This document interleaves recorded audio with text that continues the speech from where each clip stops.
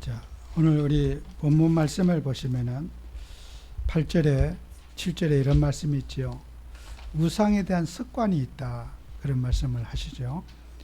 그 다음에 10절에 보면은 지식 있는 내가 우상의 집에 앉아서 먹는 것을 누구든지 보면 그랬어요. 이 우상의 집에서 밥을 먹는다는 것은 이게 이제 신당을 말하죠. 옛날에는 제를 지내고 나면은 음식을 차려서 제를 지내고 나면은 거기에 동네 사람들 모두가 식사하는 시간을 가졌어요. 그래서 우리 밥을 먹으면 되는데 그 모든 음식에다가 제사를 지내고 식사를 나눠 가지는데 교회 다니는 사람들이 그 제사 지낸 음식을 또 먹게 되면은 그 우상을 이렇게 인정하는 것이 되니까 또 그렇다고 해서 어린 아이들이 배가 고픈데 음식을 거부하기도 곤란한 일이고 또 참여하는 것은 이 신앙의 덕을 세우는데 또 문제가 될 것 같기도 하고 이 교회 안에는 그런 우상 문화에 대한 갈등과 문제가 많이 있었어요. 그래서 이것을 먹지 말라고 할 수도 없고 먹으라고도 할 수가 없는 그런 이제 입장에 놓여져 있었단 말이에요. 아브라함이 살던 시대에도 그랬습니다. 아브라함이 창세기 12장 1절에서 3절에 보면은 갈대아 우르를 떠나 나왔잖아요. 근데 그게 11장 12장 1절 2절에 보면 이런 말이 있잖아요. 너는 본토 친척 아비 집을 떠나라 그랬어요. 그 말이 뭐예요? 아버지 집 고향 본토 친척이라는 것은 자기 고향에 있는 거기에서 하나님이 아브라함을 이사를 시켜서 내가 내게 지시하는 땅으로 가라 그랬어요. 근데 여러분이 이사를 가려면은 거기에 방도 얻어놓고 또 뭐 이렇게 이삿짐을 옮길 장소를 얻어놓고 먼저 가야 되는데 내가 내게 지시하는 땅으로 가라 그랬어요. 참 이거 보통 일이 아니죠.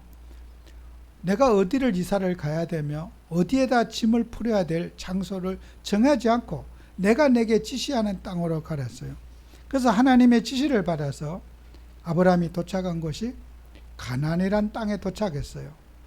갈대아에 살던 아브라함이 하나님의 지시를 받아서 가나안 땅에 왔는데 아브라함 입장에서는 가나안이 외국인이고 이방인이 가나안 원주민에게는 아브라함이 이방인이잖아요.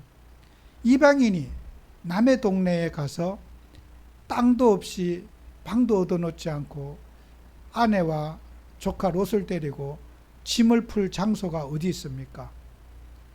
지금 같으면은 뭐 호텔이나 이런 숙소를 얻어놓고 거기 가서 잠시 뭐 잠자리를 청하면 되는데 아브라함에게는 정말 땅 반평도 자기 땅이라는 소유가 없이 짐을 풀 장소가 없었어요.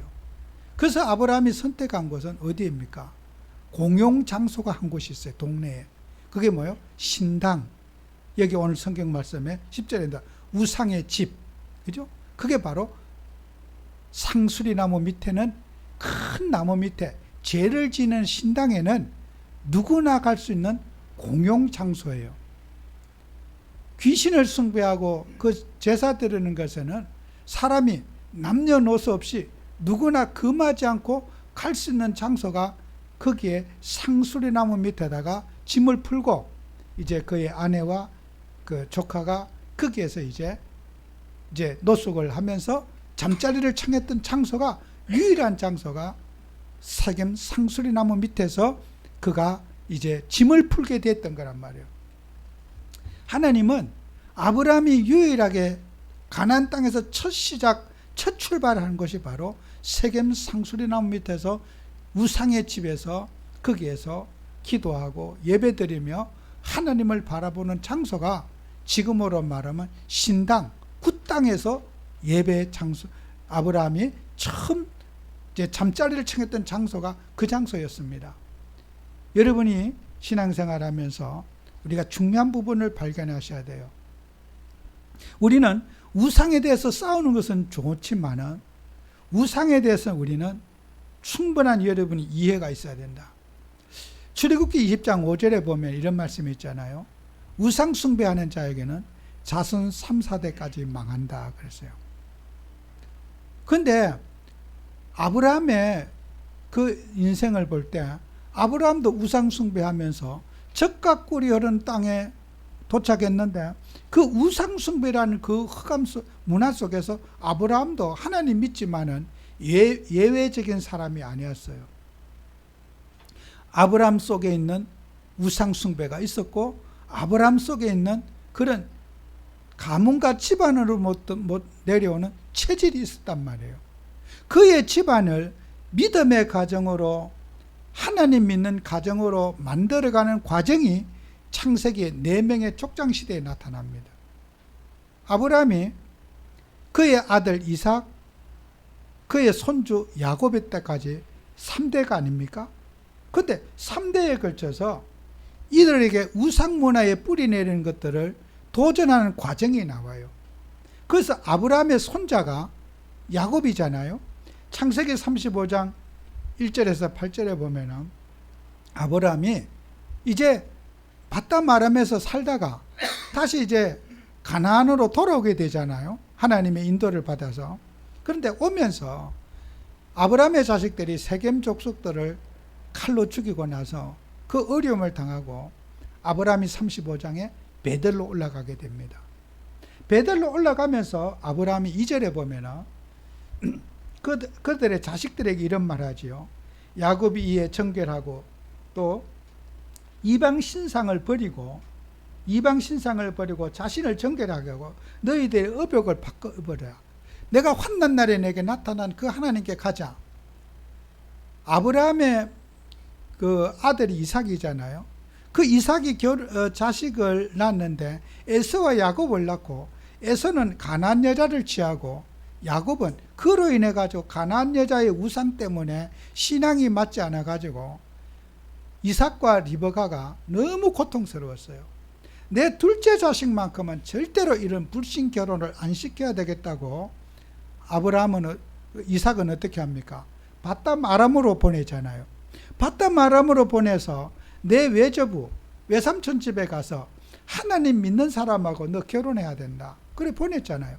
20년간 머슴살이하고 보내고 거기서 정말 하나님 믿고 살았는데 그들이 이제 바담 아람에서 20년 후에 결혼해서 자식을 낳고 4명의 아내를 거느리고 다시 가나안으로 회개해서 돌아오는데 창세기 35장에 사건이 생긴 거잖아요. 세겜 족속을 죽이고 하면서 그들은 여전히 뭐예요? 우상의 이방신을 섬기는 하나님 믿는 사람에도 불구하고 우상이라는 것을 버리지 못하고 이방신상을 섬기는 그런 일을 했고요.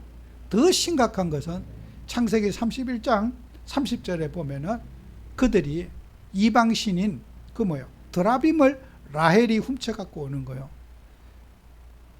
31장 30절에 보면은 내 신을 너희가 도둑질했다고 그렇게 말하는 거예요. 라반이.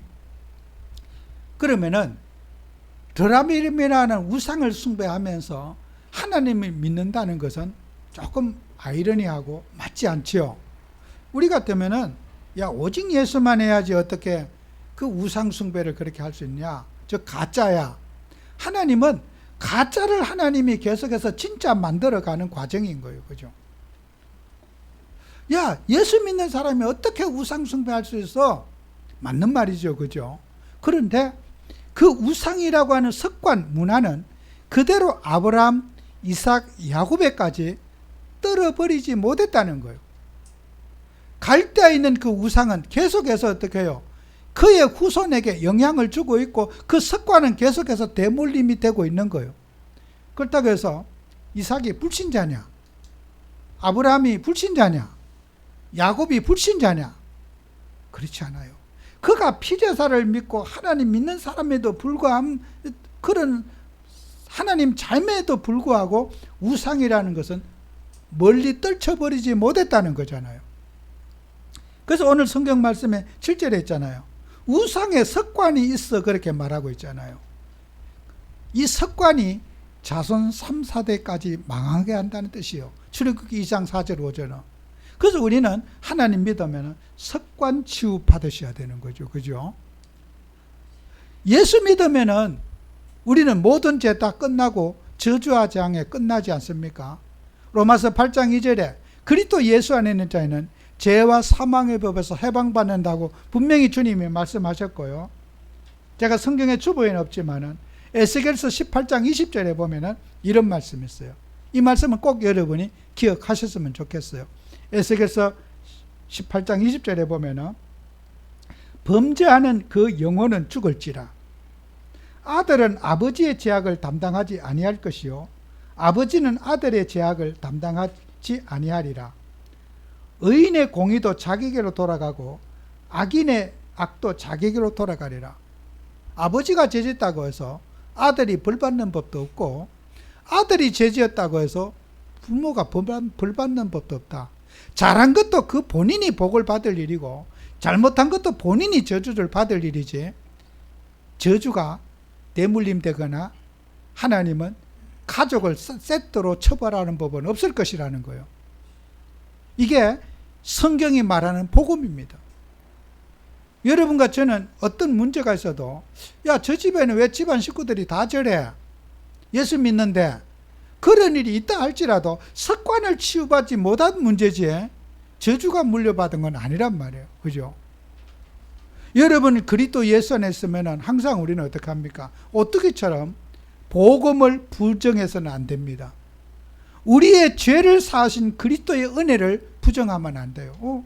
야, 예수 믿는데도 불신자와 똑같이 저런 일 다 당하는 걸 보니까 예수님이 저주 문제 해결자가 아니야. 이렇게 생각해서 안 된다는 거예요. 여러분은 어떤 환경에도 예수님은 그리스도로 오셔서 우리의 인생의 죄 문제를 해결하신 분이에요. 그럼 우리 성도들은 어떻게 해야 됩니까? 오늘 성경 말씀처럼 습관과 싸워야 되고 전통과 싸워야 되고 관행과 싸워서 승리하는 그런 저와 여러분이 돼야 된다는 거예요. 이게 복음입니다. 여러분이 아무리 어렵고 상황이 어려워도 우리 예수님을 부정하는 사람이 돼서는 안 되고 예수님의 십자가의 공로를 우리가 부족한 것처럼 생각해서는 안 된다는 거예요. 십자가의 그 흘리신 희생의 피가 우리를 죄에서 저주에서 사단의 권세에서 지옥에서 해방하신 주님의 십자가의 보혈입니다. 여러분 그 보혈로 우리의 마음속에 충만함을 가지고 인지하고 살아야 된다는 거예요. 아무리 세상이 어렵고 교회에 다니는 성도님들이 어렵게 살고 문제가 많아도 우리는 예수님을 의심해서는 안 된다는 거예요. 자손 3, 4대까지 망한다고 해서 그 죄가 자식에게 에스겔서 18장 20절에 있는 대로 증가되지 않는다는 거예요. 다 끝난 거죠. 죄 문제는 끝났고 우리는 새로운 성령의 법으로 죄를 정복해 나가는 그런 우리 성도님들이 되셔야 된다는 거예요. 여러분 어떤 상황에도 그리스도의 복음을 부정하는 어리석은 죄를 범치 않으시기를 바랍니다. 그래서 우리는 싸워야 될 많은 상황들이 있어요. 예수를 믿고 나면은 새로운 시작을 해야 되고 새로운 영적 싸움을 해야 되고 우리의 습관과 싸우고 과거 체질과 싸워야 되는 거죠. 내가 예수 믿기 전에 부모님으로부터 집안으로부터 내려온 그 우상 숭배하는 습관 싸워야 되는 거예요. 안 싸우면 어떻게 해요? 불신자와 하나님 자녀가 됐는데도 불신자와 똑같은 인생을 살아가게 되는 거란 말이에요. 우리는 항상 그런 부분에 싸워야 될 가정 가문의 우상의 문화와 여러분 싸우셔야 돼요. 그래서 예수님이 이런 말씀을 하셨거든요. 마태복음 10장 34절 38절에 아주 중요한 말씀 하셨어요. 내가 세상에 화평을 줄 줄로 생각하지 말아라. 예수님은 부활하신 후에 말씀하셨잖아요. 내가 너에게 평안을 끼치노니. 예수님이 첫 번째 하신 말씀 부활하신 평강이 있을지어다 그랬어요. 마태복음 10장에서는 반대로 얘기했어요. 내가 평안을 주러 온 것이 아니다. 금을 주러 왔다.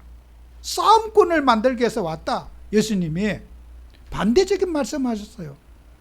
요한복음 20장에 예수님이 부활하셔서 내가 너에게 평안을 주러 왔다고 그랬는데 마태복음 10장에서는 아니다. 나는 너희에게 금을 주러 왔다.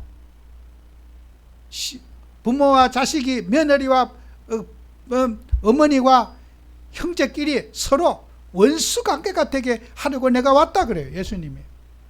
예수님이 이 말씀이 무슨 뜻일까요? 하나님보다 더 사랑하는 친족, 혈족, 혈육, 그거 금으로 잘라버리라는 거예요. 어떤 불화가 있더라도 우상은 집에서 하나님 제일주로 살고 하나님 바라보지 못하게 해서 잘라버리라는, 금을 주러 왔다는 거예요. 여러분, 우상이라는 걸 이해 못하면 이 성경 본문 이해 못하는 거예요. 예수님은 불화하기 위해서 왔다는 거예요.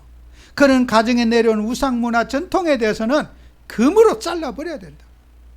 집안에서 원수가 되더라도 우상 문제와고는 칼로 베버려라. 우리 주님이 마태복음 10장에 하신 말씀입니다. 우리는 주님이 그리스도 예수 안에서 화목하기를 바라고 우상을 치유받기를 바라지, 우상과 연합하고 과거의 습관을 끊어보지 못하고 우상의 의식 속에서 우리가 살아서는 안 된다는 것이 성도들의 삶의 기준입니다. 저와 여러분들이 가정과 가문에 대한 우상, 평생을 두고 우리는 개혁하고 습관과 싸우는 그런 응답받는 여러분 되셔야 됩니다. 또 우리는 그뿐만 아니에요. 국가와 사회 속에 싸워야 될 우상이 있습니다. 예수님께 또 질문했죠. 마태복음 22장에 바리새인들이 예수님을 어떻게 올무에 걸려 넘어질까 해서 세금을 이제 내는 문제를 말하는 거예요. 세금을 내야 됩니까? 말아야 됩니까? 질문하는 거예요. 여러분 보세요. 국가에 여러분이 세금을 내잖아요. 직장에 다니면서 여러분도 모르게 월급에, 봉투에 세금이 들어가요. 여러분이 가게에 가서 물건을 살 때도, 식사를 하고 나서도 세금이, 부가가치세가 들어가요. 여러분도 모르게 세금 많이 내고 있어요. 그런데 국가가 세금을 받으면 어떻게 해요? 하나님 믿지 않는 이 가이사 황제가 우상 숭배하고 귀신 문화 퍼뜨리고 그러는데 기독교인이 우상 숭배하라고 간접적인 죄를 범하는 거잖아요. 여러분이 식당에 가서 밥 사 드시잖아요. 간접적인 죄를 범하는 거예요. 세금 냈기 때문에. 그 세금을 국가가 좋은 일에만 씁니까? 우상 숭배하고 저 불신자애들, 마귀 자녀들에도 세금을 쓴단 말이에요. 야, 아까 하나님 앞에 교회에다 갖다 바쳐야지 어떻게 우상 숭배하는데 우리가 같이 동참할 수 있느냐? 예수님을 올무에 빠지게 하려고 바리새인들이 고소할 예수님을 함정에 빠뜨리려고 질문한 거예요. 예수님 빠져나갈 수가 없죠. 그래, 가이사에게 바쳤는데 그 황제에게 바쳤으면은 하나님이 여러 성도들의 이 귀한 돈을 그렇게 우상 숭배하고 기독교인들 탄압하는데 돈 쓰고 사람 죽이는 군인들에게 월급 주고 왜 옳으냐는 거죠. 군인이 좋은 겁니까? 전쟁에 나가서 사람 죽이러 다니는 군인 아닙니까? 그들을 국가의 세금으로 먹여 살리지 않습니까? 그거 죄 짓는 거 아니에요? 성경적이지 않지 않습니까? 그런데 예수님께 빠져나갈 수 없는 시험거리를 던진 거예요. 세금을 내야 됩니까? 말아야 됩니까?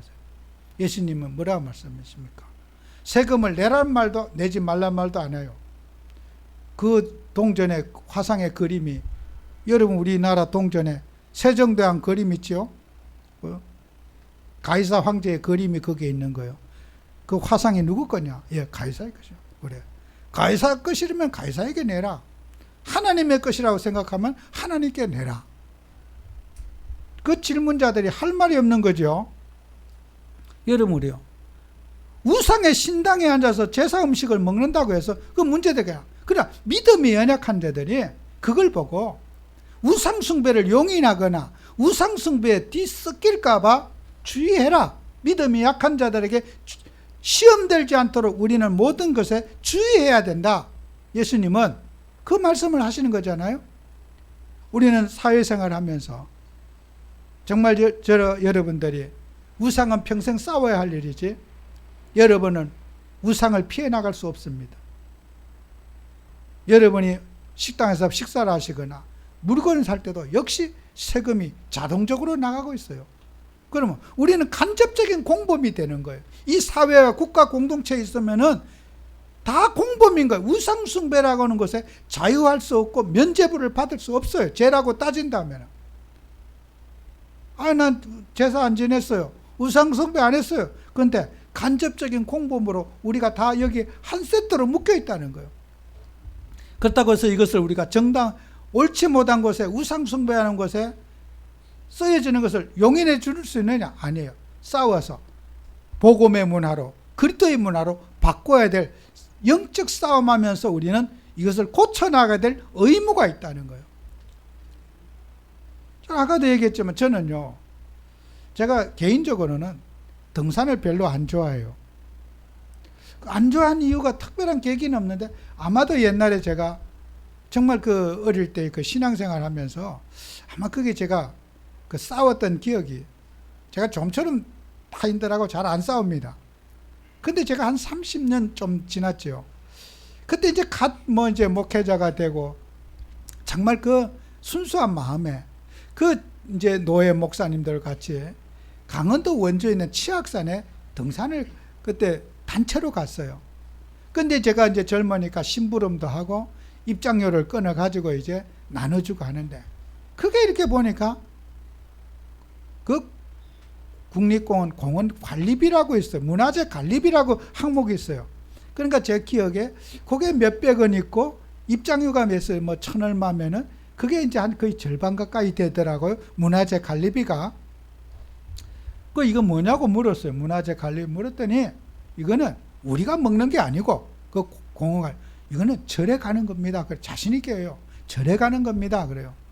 우리 교회 목사고 교회에서 왔어요. 왜 이걸 우리가 내야 돼요? 물었더니, 여기에는 무조건 여기 입구에 들어오는 순간에 문화재 관리비를 자동으로 내야 된대요. 그건 절에 스님한테 가야 된다는 거예요. 우리가 먹는 게 아니라는 거예요. 무조건 가야 된다는 거예요. 단체로 왔는데 집에 갈 수도 없고, 내 혼자 믿음 갖고 받고 할 수도 없잖아요, 내가. 그러니까 이제 끊었잖아요. 이미 돈은 다 줬지. 그래 이제 나눠주고 갔어.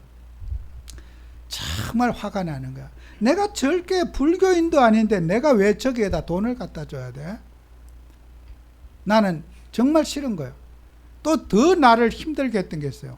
거기에서 이제 몇 발짝 올라가니까 이렇게 폭포도 아니에요. 그냥 도랑처럼 조그만 물이 좀 고였다가 이렇게 있는데, 이름을 갖다 붙였다가 구룡폭포라고, 용이 뭐 9개 우물 동그란 물 고인 데가 이렇게 올라가면서 있어요. 물도 얕아요. 깊지도 않아요. 그때 보니까 거기에 사람들이 올라다니면서 소원을 빌게 해서 하얀 100원짜리 동전을 던져서 넣으니까 햇빛이 비치니까 얼마나 물이 반짝거립니까? 왜 저기다가 또랑에다가 계곡에다가 돈을 그렇게 많이 던져줬습니까? 그래 제가 신발을 벗고 양발 벗고 이거 건져가지고 좋은데 쓰면 좋겠다 하랬더니 절에 중에 대짝 내려왔어요. 그거 손대면 안 된다는 거. 왜요? 그래. 이거 다 우리가 가져야 되는 거라. 이거 도랑 아닙니까? 이거 절간이 아니지 않습니까? 그건 아니래. 우리 거래. 절에 안에 들어가서 훔쳐오면 안 되지만은, 내가에 또랑에 내려오는 비 오면 이렇게 쫙 맞으면 다 떠내려갈 거 아니에요. 건지는 게 애국자 아니에요? 근데 자기들이 매일마다 건진대. 저녁에 일 몰 때. 또 제가 이해가 또 안 가는 거예요. 이게 입구에서 화났는데 또 중간쯤에서 또 기분이 또 나쁜 거예요. 야, 이래 진짜 그때 우래 그런지 저는 정말 산에 가기 싫더라고. 지금까지 산에를 별로 안 좋아해요. 저 평지 걷는 거 좋아하거든요. 여러분이 사회 살면요, 여러분이 어떤 그런 산에 한번 등산 한번 가도 나도 모르게 절에다 시주하고, 절에다가 우리가 일단 갔다면 돈을 내야 돼. 이러니 우리가 이 사회라는 우상 문화가 우리가 직간접적으로 내가 원치 않는 일을 해야 하는 이게 공범의 구조로 되어져 있다는 거예요. 이 국가가, 사회가. 한 번에 얼마 전에 국회에서 그런 법안이 발의됐어요. 문화재 관리비를 없애야 된다. 공원 입장료에 했더니, 그때 국회의원 이름이 정청래라는 국회의원이었어요. 나는 그 사람 정말 안 좋아하는 사람이거든요. 그걸 이제 발의를 했는데 온 불교인들이 들고 일어나가지고요. 정청래 국회의원 사표내라고 이렇게 해가지고 조계사 가서 빌고 난리가, 하여튼 수년 동안에 고생한 적이 있어요. 여러분 보세요.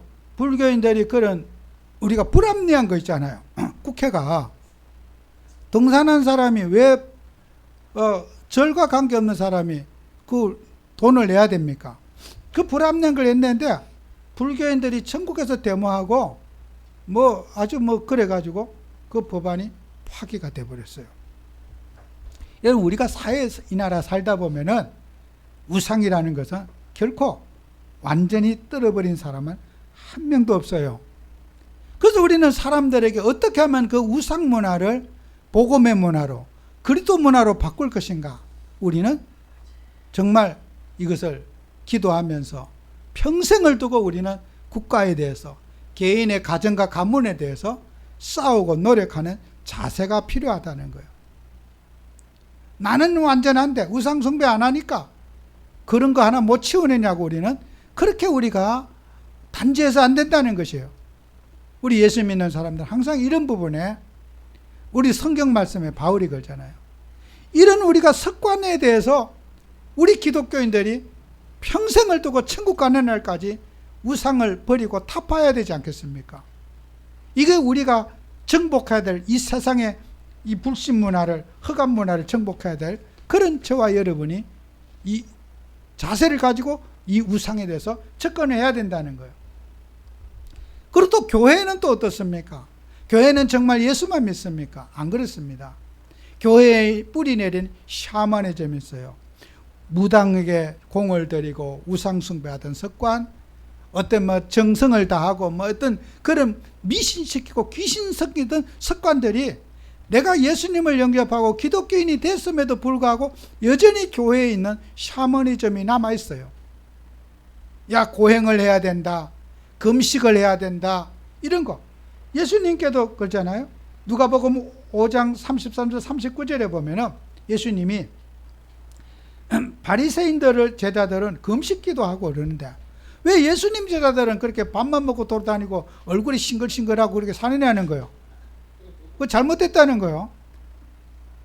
여러분요, 여러분 밥을, 저는 어떤 교회도, 저는 지금까지 교회에서 우리가 오늘 단체로 우리 금식합시다 이런 말 안 했어요. 왜? 우러나오는 사람이 금식할 사람 금식할 사람 금식하고 또 밥 먹을 사람 밥 드시고 그래야 되는 거예요. 금식기도 하면 좋을 거예요. 그죠? 밥을 굶으면서 마음을 모아서 기도하는 게 왜 나쁘겠어요? 바리새인들의 제자들은 금식기도 하는데 왜 예수님 제자들은 저렇게 밥 먹고 돌아다니면서 막 옷도 그렇게 막 화장도 하고 깔끔하게 돌아다니고, 우리는 그래도 하나님 믿는다고 어려운 사람들 생각해서 조금 구질구질하게 사는데 왜 예수님의 제자들은 밝게 사느냐는 거예요. 여러분요, 그렇게 서민들을 생각하고 가난하고 병든 자를 생각하는 것도 필요하지만은 그것이 다가 아니라는 거예요. 우리는 사람들이 살아가면서 자기 기준이 율법이 되고 우상숭배가 돼요. 어제 제가 이발을 하러 갔는데요. 이발사분 제가 한 분이 계셔요.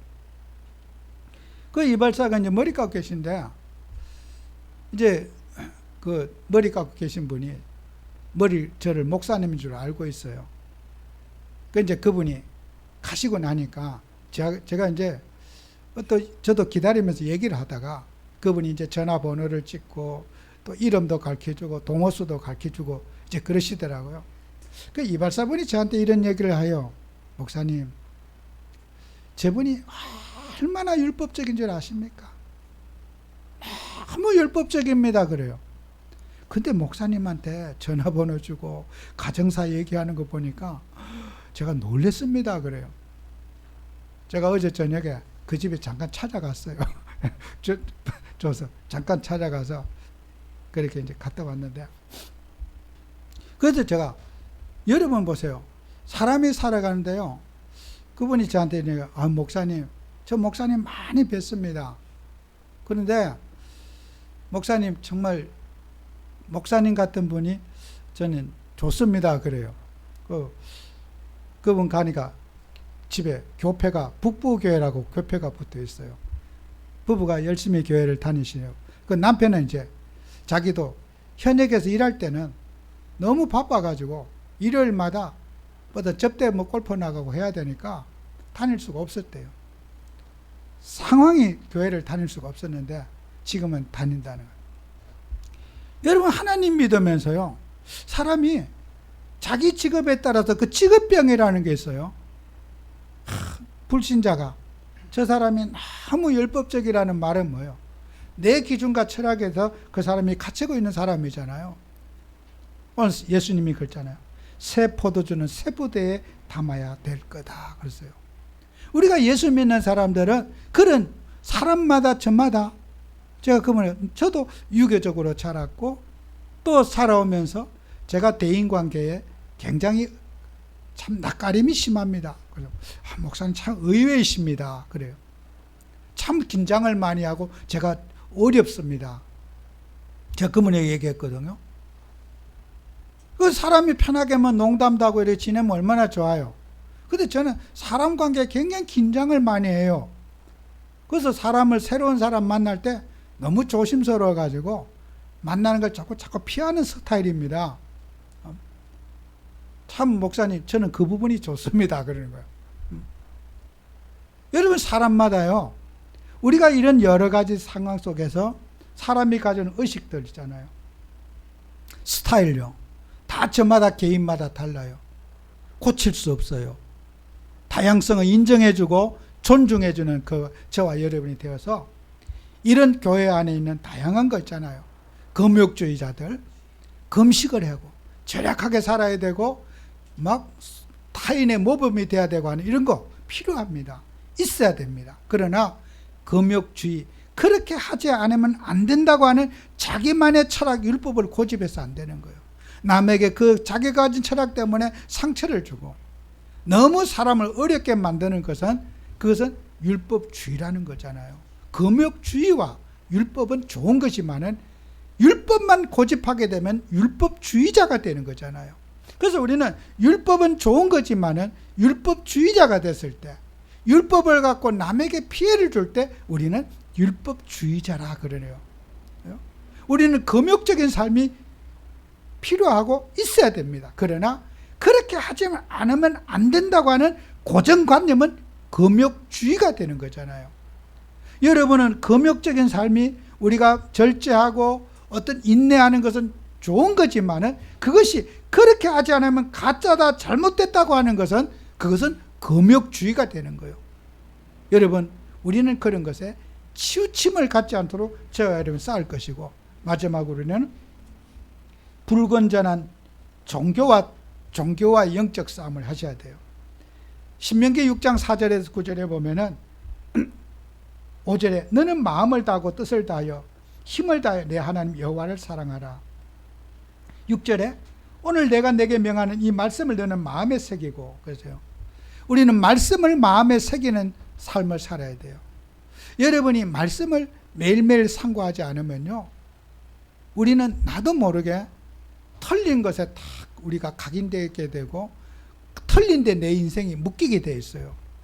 그래서 여러분이 말씀을 늘 읽고 느끼고 깨닫고 하다 보면은 나의 삶의 모든 것들이 말씀 속에서 기준이 돼 갖고, 아, 하나님 말씀해 보니까 이런 것은 하지 말라고 그랬구나.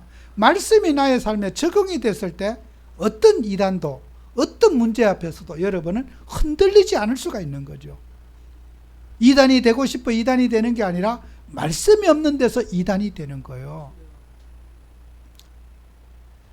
우리 요 옆에 하나님 교회라고 하는 안상홍 정인이 다니는 그 교주가 있는 장길자라고 하는 그 여자가 교주가 되어 있는 그 교회가 우리 동네에서 제일 큰 저 이단 교회가 있어요.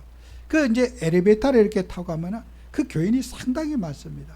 그 때문에 어떤 젊은 분이 그래요. 타고 가면서 그 이제 그 2층에 이렇게 탁 서니까 저 이단 교회라고 엘리베이터 안에서 그 얘기를 하는 거예요.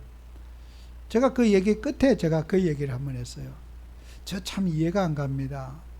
내가 하나님 엄마라는 얘기는 성경에서 한 번도 본 적이 없는데 어떻게 저게 가능할까요? 내가 말을 엘리베이터 안에서 작은 소리를 한마디 했어요. 자기들도 이해가 안 간대요. 어떻게 성경을 봤다면은 하나님 엄마를 어떻게 적용할 수 있느냐는 거예요. 그 이제 엘리베이터 탄 젊은 분이 이제 부부인지는 모르겠는데 그 얘기를 하는 거예요. 저도 공감해요. 여러분 보세요. 말씀을 정말 정상적으로 봤다면은 아무리 이단이 꼬여도 하나님 엄마 소리는, 하나님 어머니 소리는 안 나와야 되는 거예요.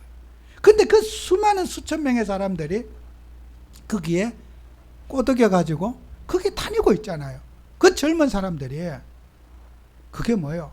내가 평상시에 말씀을 붙잡지 않으면요, 사람의 그런 말에 꼬드겨 가지고 자기도 모르게 거기에 이단에 못 빠져나오는 거예요.